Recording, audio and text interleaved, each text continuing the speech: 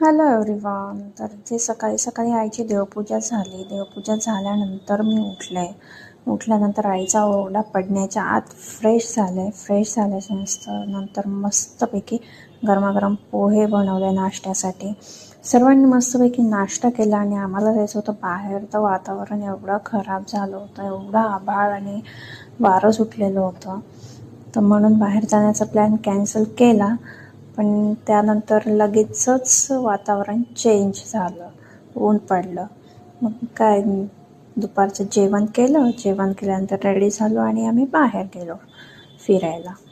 बाहेर जाता जाता मार्केटमधून गेलो होतो. काय असले सुंदर सुंदर ड्रेसेस लावलेले होते स्टॅच्यूला.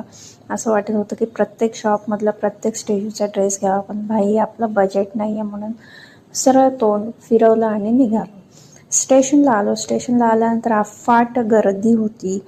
त्यानंतर आम्ही लोकलमध्ये चढलो, तो उभं राहायलासुद्धा जागा नव्हती, एवढी गर्दी होती. त्यानंतर आम्ही बायकाला उतरलो.